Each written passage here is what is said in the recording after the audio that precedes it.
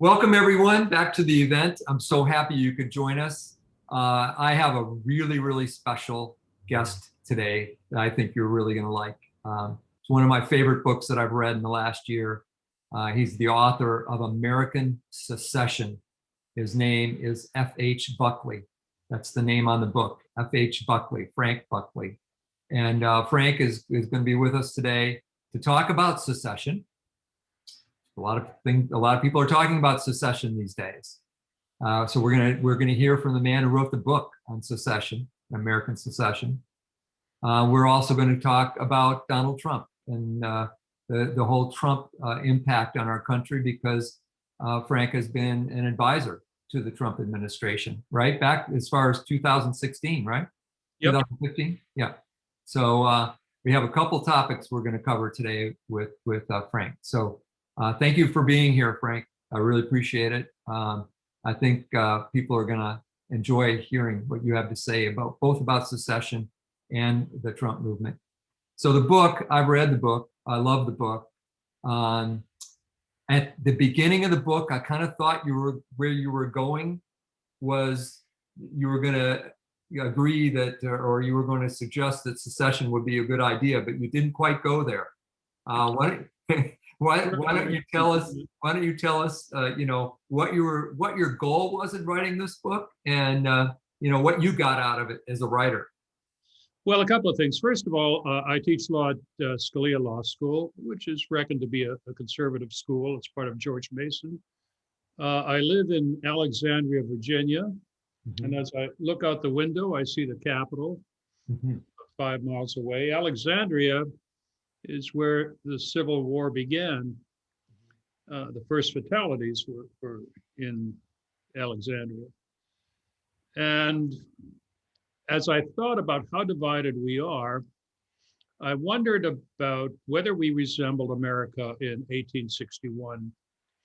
And then digging a bit further, I came across James Buchanan's State of the Union in 1860. Buchanan is thought to be our worst president. I disagree. Here's what Buchanan said in 1860. He said, "Things are great. We've never been so prosperous. And yet, I don't figure it, but some people want out." Right? South Carolina is on the verge of passing an ordinance of secession.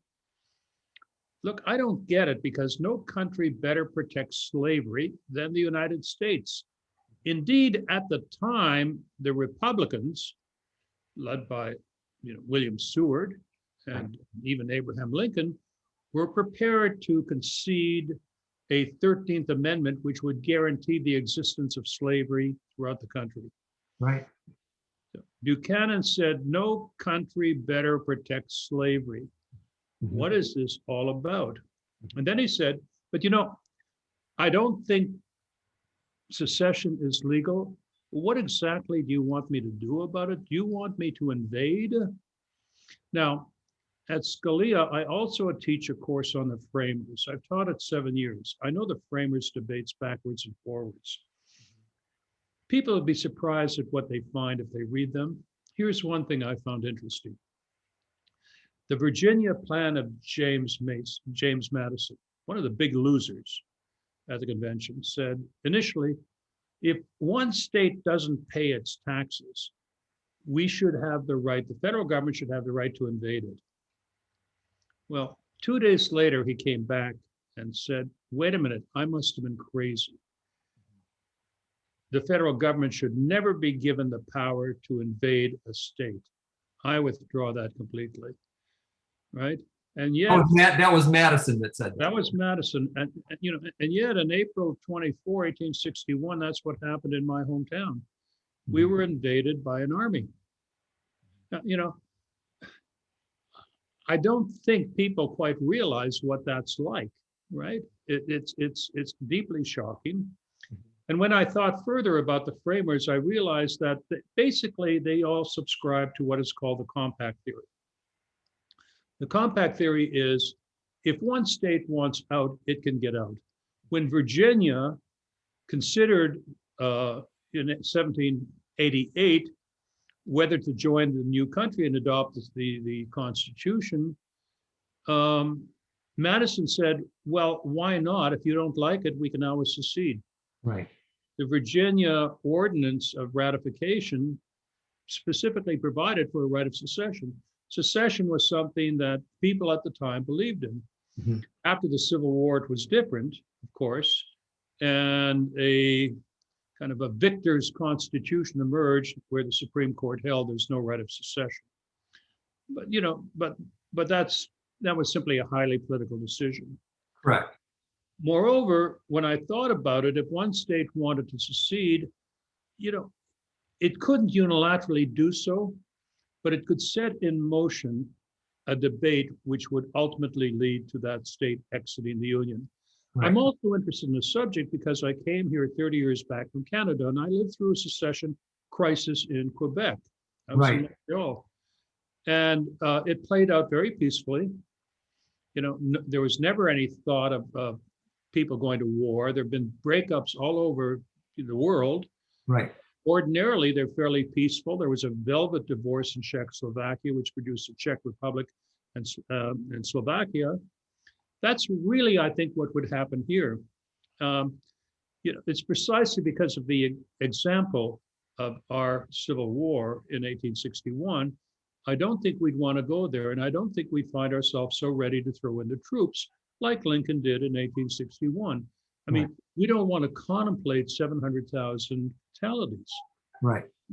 So what would happen, therefore, I think, would be a process of negotiations. Now, the reason I say there's no unilateral right of secession is the federal footprint is just too big. Mhm. In 1861, when South Carolina seceded, every federal official resigned and became part of the state government, right? Well, it's a little different now for a couple of reasons. One is, supposing California seceded, what do you do about the San Diego Naval Base? Or what do you do about California's share of the national debt? So, in Canada, these things were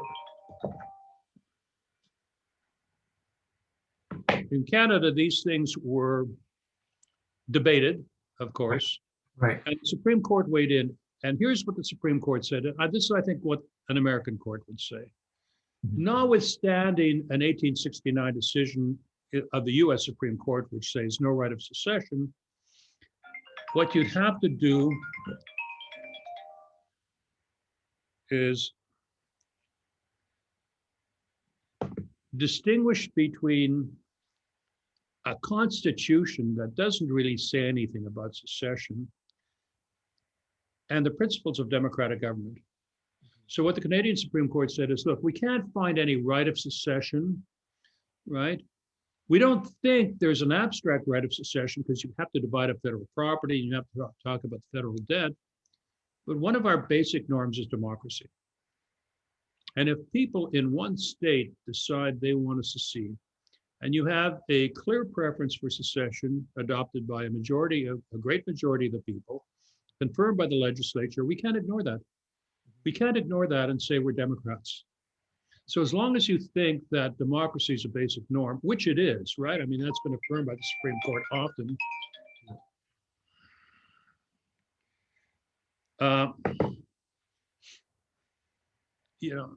Democracy has to count, and the right of people to express their wishes to secede has to count. And as long as they do so, mindful of their responsibility with respect to, say, the national debt, I think that a secession might work.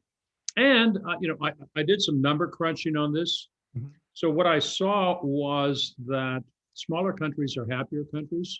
I saw that. That was very, Yeah. very interesting. Yeah. Well, there was a big debate about this in 1787. Madison, who was the big loser at the Constitutional Convention, said big is beautiful. But the majority of people said, no, small is beautiful. Mhm. And they looked to Montesquieu, who thought that smaller countries would be happier countries because the politicians would be closer to the voters.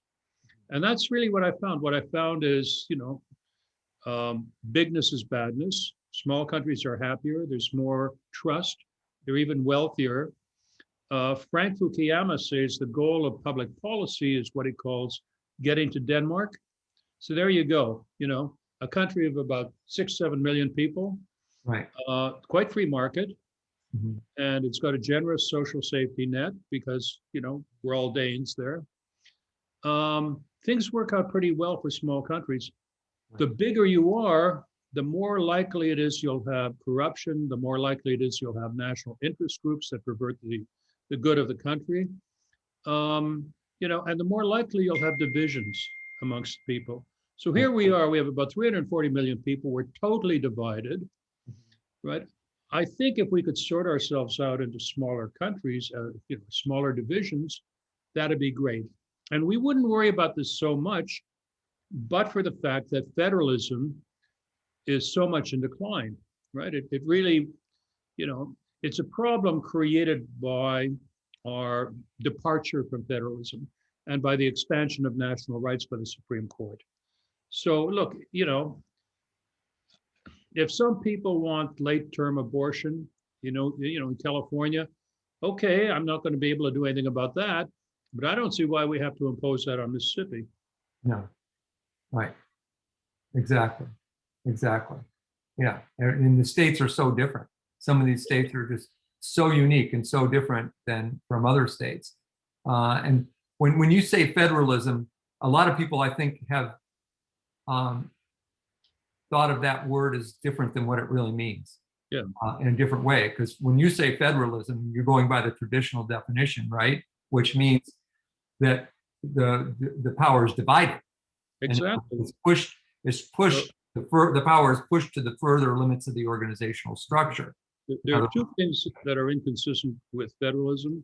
Mm-hmm. One is complete devolution to the states, because the federalist thinks there are things only the national government should be doing. Right.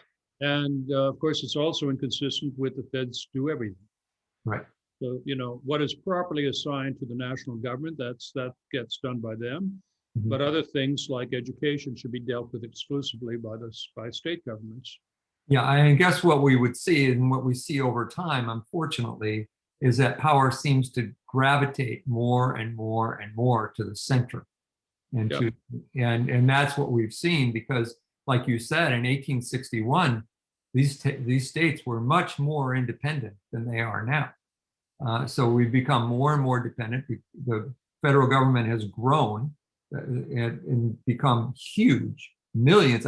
I hear different numbers. I think 4 or 5 million people work for the federal government now, something like that. I mean, it's enormous. It's just enormous, and it doesn't go. And it never goes in the other direction. It never gets smaller. It only gets bigger. Yeah. So I think that's part of the problem too, don't you? It's just so big. Absolutely. And the villain of the piece here is, amongst others, a Supreme Court that simply wants to extend its power, which is a national power. Right. It has an intolerance of differences, and federalism is about differences. Yes, exactly. I know I've read a lot about what Jefferson said when he got back from France. He missed the Constitutional Convention. Thank God. And then when he got back, he wasn't too happy. And the thing he was least happy about was the Supreme Court. And he thought that the Supreme Court, right? I mean, he thought that the Supreme Court would be the thing that brought us down. Well, and then again, I teach at Scalia Law School, which is part of George Mason University. And Mason didn't sign the Constitution. He said, I'd rather give up my right arm than sign this document. If you sign it, you will end up with a country which is an aristocracy run by the center.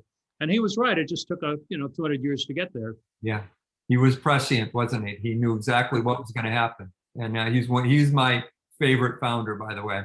And, good. And then Patrick Henry also, because when they locked the doors there, he said, I smell a rat. And he did not sign. Henry didn't sign. Mason didn't sign. I believe Sam Adams did not sign. Richard Henry Lee did not sign. Randolph, the governor of Virginia, did not sign. And he signed a board afterwards. Okay. After they signed the Bill of Rights. He went with the wind. Yeah. Elbridge Gerry never signed either. Right. Yeah. So there was a good debate. The problem for the anti-federalists was they were all over the map. There were some anti-federalists who didn't like it for one reason, others didn't like it for another reason. The debate wasn't really clear. There wasn't a clear anti-federalist voice. There were some really smart people there, but we pay attention to the winners, Exactly.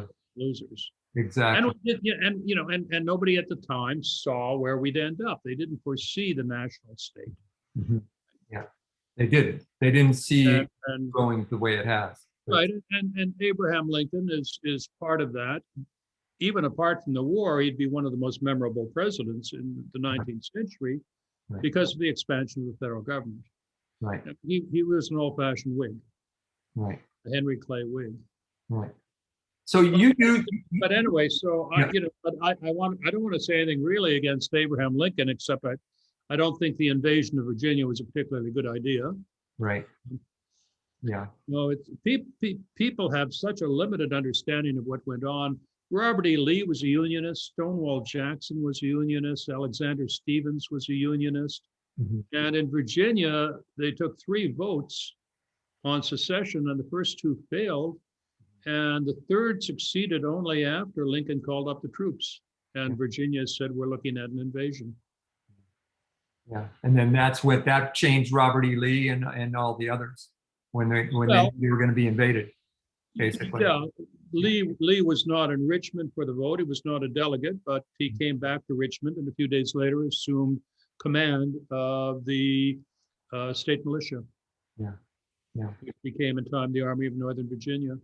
So to finish up on secession, because we have another topic you and I wanted to discuss, you used a term in the book which means something, the definition has to do with making it as easy for people to move around so that the people who want to be together, like say the conservatives want to be together, and make it easy for them to be where they want to be and the liberals to be where they want to be.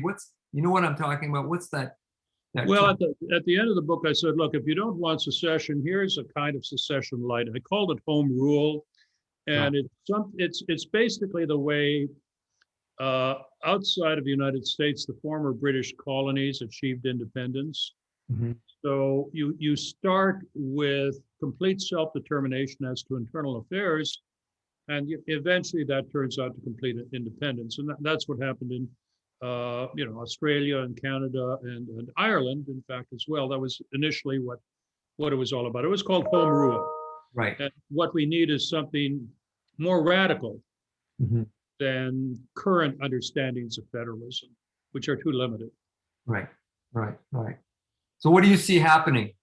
And that could lead into Donald Trump. What do you see happening in this country in terms of? Well, I think the Dems are going to overplay their hand because that's in their nature and because they become completely radicalized.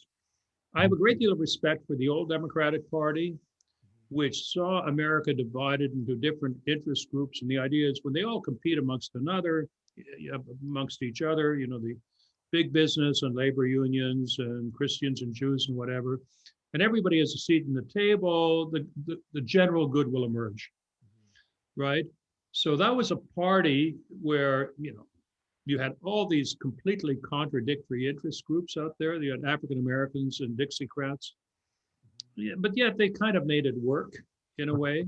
Mm-hmm. And now they've abandoned that to cater to their favorite constituencies. And their favorite constituencies are basically, people of color, sexual minorities, the woke millennials, and everyone else is essentially an enemy. The university crowd. The woke crowd, I guess. Yeah. Yeah. So formally, it was basically, a cooperative game where you have just a bunch of winners and no losers. Mm-hmm. And now it's zero sum and winners and losers. So for the woke Democratic Party, it's essential to have losers. It's essential to pick upon people you're going to beat up. That's what the tenor of today's politics are like. Right. And that's going to produce a lot of division. I mean, the one thing about, I wrote speeches for. Well, everybody who's not woke is a racist, right? Right. Yeah. So, yeah. Which, Whereas in fact, the only party that obsesses about race is the Democrats, today's Democrats. So it's kind of crazy. So I say they'll overplay their hands. There's a good chance, I think, for the Republicans to stage a major comeback, and I'm writing now about what that would look like. Mhm. And what I wanted to do was to connect the Trump movement with earlier iterations of the Republican Party, beginning with Lincoln and the invention of the American dream, the idea that we should all be able to get ahead. Teddy Roosevelt, what Roosevelt, as a progressive, remember he ran as a progressive in 1912, Right. added was a concern for people who are left behind in America. Mhm. And if you're a nationalist, which Trump is, that implies that you're not going to be ultra right wing with respect to welfare policy, because nationalism has a leftward gravitational force that makes you care about all Americans. Mhm. Yeah, it's kind of a feeling you didn't get from Mitt Romney. So the Trump party is progressive in that sense, truly progressive. That's why there's some things that he and Bernie Sanders actually agreed on. Absolutely, like immigration. Right. Right. Yeah. I mean, there are a whole host of issues where Trump can align himself to the majority of people. And you know who really was my great hero when I looked at all this? I mean, I talked about the cycles of Republican politics. You know, so you have Lincoln followed by a movement to the right, Mhm. and Teddy Roosevelt followed by Calvin Coolidge, and Dwight Eisenhower followed by the Goldwaterites. And then you have Trump, who represented a repudiation of a right-wing party led by the Paul Ryans, right? The Randists, right? The pure libertarians.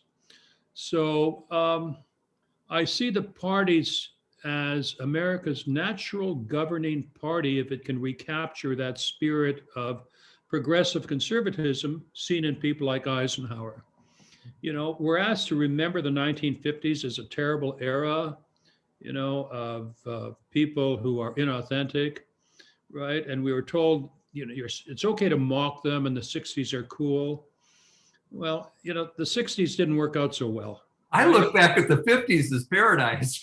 Well, exactly right. You know, totally. I mean, I got to say, we're kind of dating ourselves here. No, we right? are a little bit, aren't we? Yeah, But but look, it was a great time. And if it's the case that since then, some groups, some problems have been remedied, right, with respect to race and the like. Well, number one, Eisenhower was on the right side of all of those issues. right. And number two, we had then what we don't have now, the sense that if it's not perfect, it's getting better for everybody. Mhm. We don't have that sense so much now, in Yeah. part because of the games Democrats play, Mhm. right? They want us to think that this is a sordid country, right, where the only way of understanding it is through the prism of race. Right? The big issues are, you know, never mind how we're doing in terms of ordinary Americans. Let's talk about the 12-year-old who wants to have a transgender operation. Oh, yeah. Yeah. You know, so it's they've gone off the deep end. I think they're turning off a lot of people, don't you? I think they are. I think what becomes important is for the Republicans to present themselves more as a, well, as Trumpism without Trump, Mhm. right? And I have in mind a leader who would be more of a smiling politician like Dwight Eisenhower Mhm. than a thin-skinned guy who seems to be a bit of an egotist. So you get the policies right, and you don't have to be so, well, brutal Yeah. in your egotism. Yeah. Yeah. Yeah. I mean, I wrote speeches for the candidate. I wrote speeches for the family. I've offered advice. I've defended them. And I'm just as happy that Trump won't be around for 2024. But I'm also happy. I think he's got a veto on who the candidate will be. And that's good. Right? It'll be. Yeah. Oh, it'll be- he definitely has a lot of power right Yeah. now in terms of, you know, And his he'll use it. base. I think he'll use it correctly. Yeah. So, you know.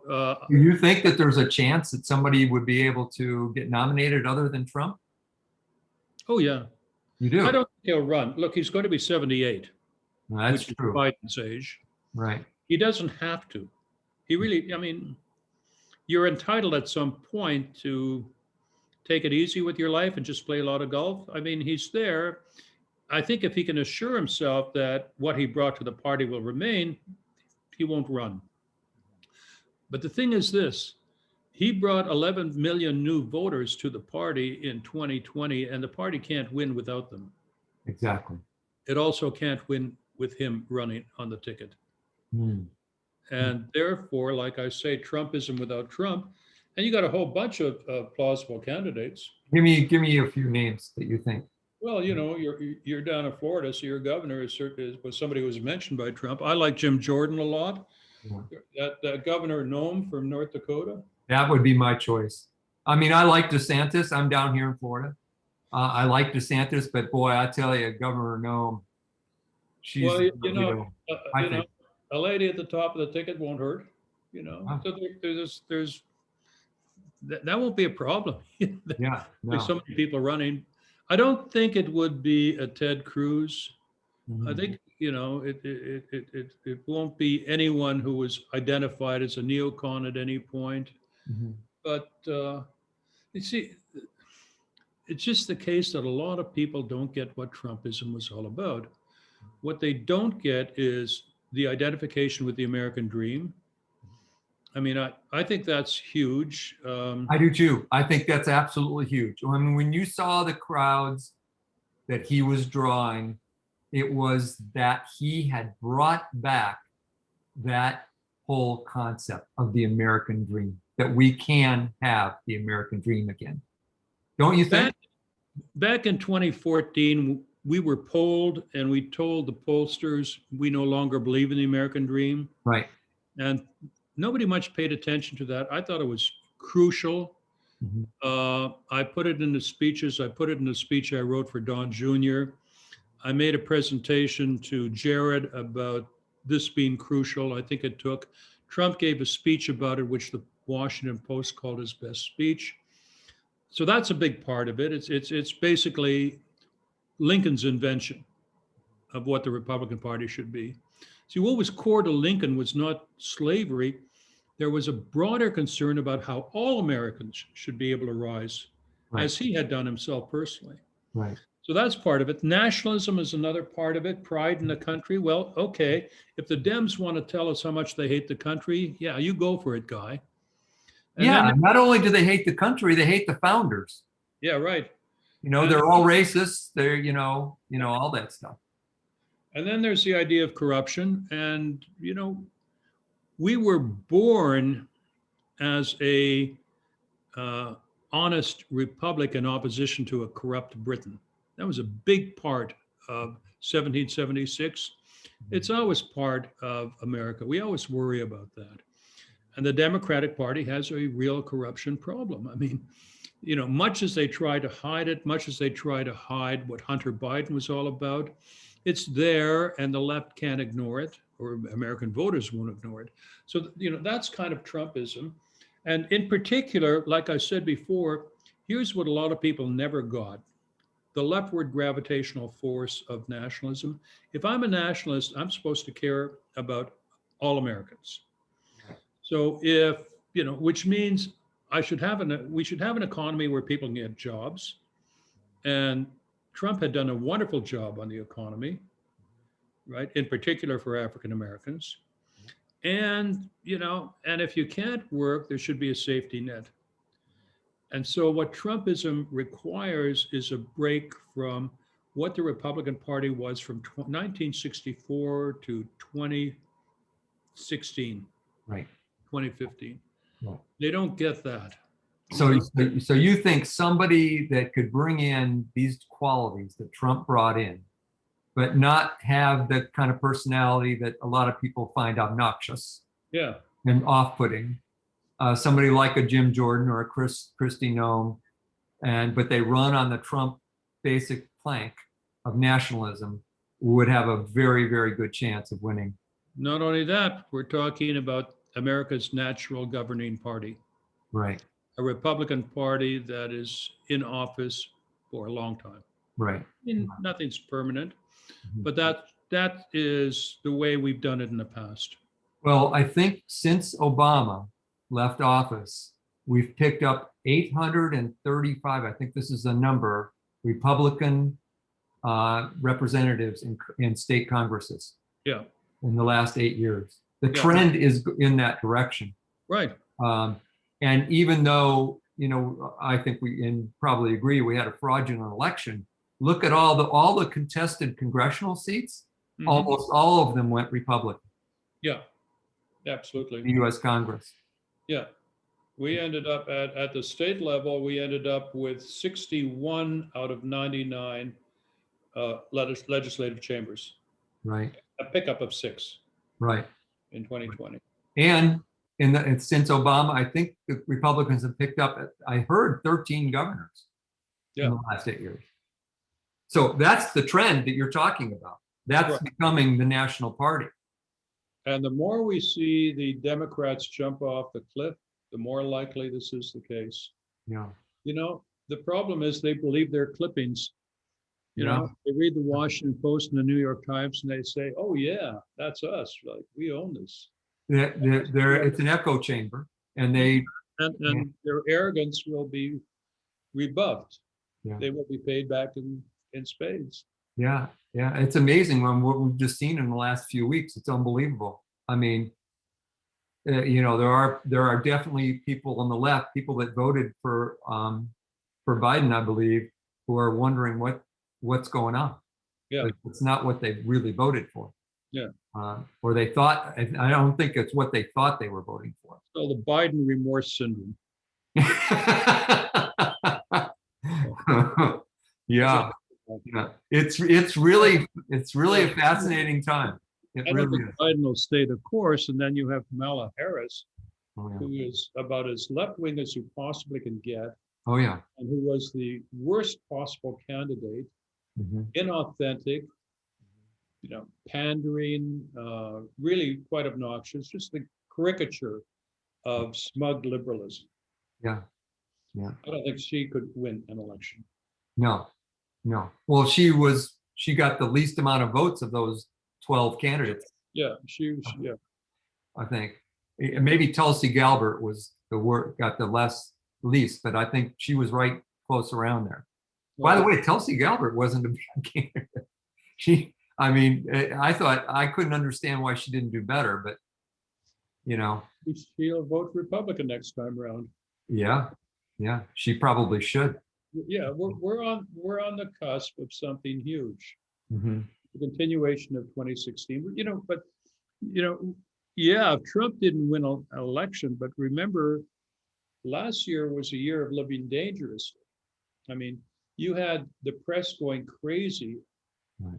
demonizing Trump.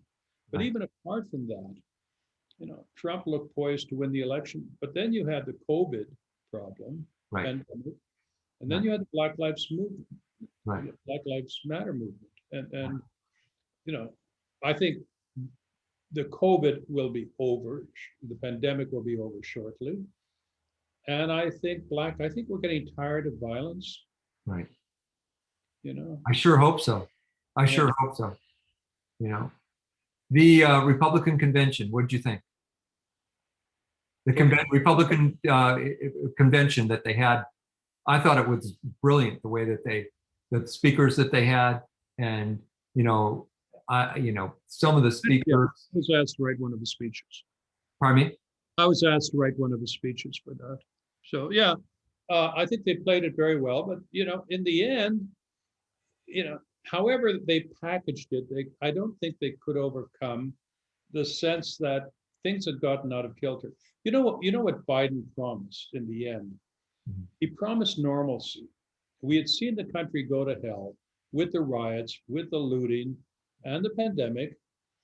The press unfairly blamed Trump for the pandemic. That's utterly stupid, Right. right? But that stuck, and so did Black Lives Matter. And I think what happened with the left was they had,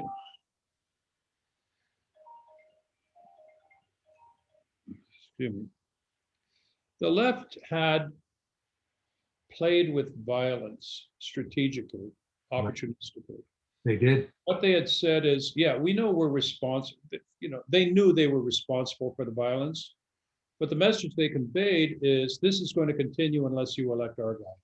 Then it'll stop. All right. It was blackmail. All right. Yeah. It was blackmail. Yeah. Yeah. It was. It was taken from a French playbook on revolutionary violence, where the left threatens violence unless it gets its way. And when it's opposed by a conservative movement or conservative leaders who are afraid to put a stop to things, then the left wins. And they called Trump a dictator, but what he didn't do was call in the troops. Okay, I mean, Tom Cotton in the New York Times suggested that Trump declare an insurrection and send in troops to Portland. And all that did is it got a New York Times editor fired. Or even suggesting that. Yeah. Yeah. So, right. I don't think you can play that game twice. So we won't see that working in 2024 as it did in 2020. Okay, but what we will see, don't you think, is the same kind of fraudulent election practices? And yeah, it could be made worse. It could be made. I don't know if they'll push their, For the People Act, which would give us. I mean, look, at this point, it would be a step up if we had a third world electoral system. Yeah, exactly. I Exactly. mean, That would be a step up. every other country has tougher election laws than we do, and they want to make it loose all the time, which would just open the door for fraud. So that's the kind of thing we saw in the early mornings of after the election. Right. People would, bundlers would walk in with thousands and thousands of votes, all for Biden. Right. And we had no way of knowing how they were produced. We had no way of knowing whether the bundlers deep sixed Republican votes. We had no way of knowing whether the votes had been properly counted. They were just dumped. And no other country does that, all right? I mean, we have an election, and, it's really funny in other countries, when you have an election, they know that night who won. Yeah. Okay. Yeah. We don't. No. It takes us a week or so after. Yeah. That should be a sign of a problem. Yeah, it is a sign of a problem. So, what we have to do is crack the code. We have to elect our guys and then pass the kind of electoral laws that other countries have, and which don't permit absentee ballots except for people who are legitimately out of town or out of the country or ill. And you should sign an affidavit to that effect. Yeah. But I don't see that happening under a Democratic administration. No, they're totally opposed. Yeah. Right. You know what? I mean, the thing about these guys is they want us to think that no other country counts. I mean, we are just we pride ourselves on being this right-wing country, horse feathers. We're on the left of most other countries, most other first world countries, right? But, on a whole bunch of matters like corruption, divorce laws, abortion, a whole bunch of other things. And the left just wants to pretend that other countries don't count. And there used to be a name for people like that. They were called ugly Americans. The ugly American is a person who thinks my country matters, no other country has got it. And, if Canada and France have same-day voting, obviously they're dictatorships. Yeah. Yeah. It's not so. Yeah. No, that's, the ugly American. I remember that was in the 50s. I think that first came up, right? 50s or early 60s. Yeah. Yeah. And those were liberals back then too. Yeah. Yeah. Yeah. Amazing. Well, let me ask you how people can find out about you and what you do in your books. Well, the book is American Secession. You can get it off Amazon still. And I have a book coming out in about a month's time called Curiosity. And it's 12 Rules for Life. It's kind of a response to Jordan Peterson. And the idea is that the pandemic and the Democrats have made us incurious. We're being told by grievance monsters to think about one thing only and don't ever dare to think about anything else, but the oppressed. Right. That's death to curiosity. Mhm. If you want to extract joy from life, that's the purpose of it all. You Yeah. have to go out and take risks and make friends with other people and learn how to be entertaining. And these are the rules of my book. Out now. Beautiful. And so the name of that again is Curiosity? Curiosity, and it's 12 Rules for Life, out in April of next month.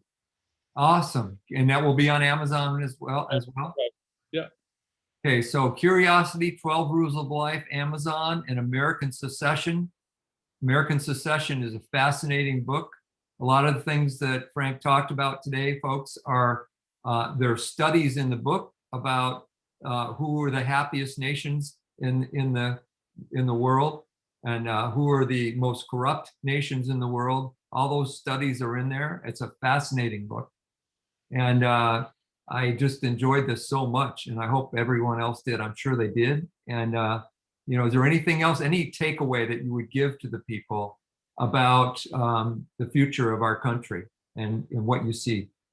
Wherever we are now, don't bet against the home team, and keep the faith, and consider that's what's going to happen in the future, is what I called the natural governing party of America, the GOP.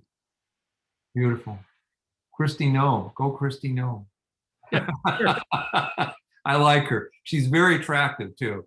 She'd Yeah. definitely be our most attractive president ever. Yeah. No question.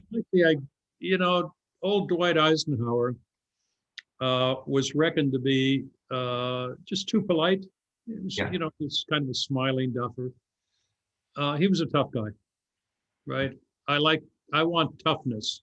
Yeah. I want someone who's going to have the nationalist love of all Americans, but also the willingness to take on and condemn the hypocrisy of a Democratic Party. Yes. And also, I think one of his best moments was his final speech, his military industrial complex, which actually, you probably know this, most people don't. I'm just going to mention it. In his speech, he had actually written military industrial congressional complex.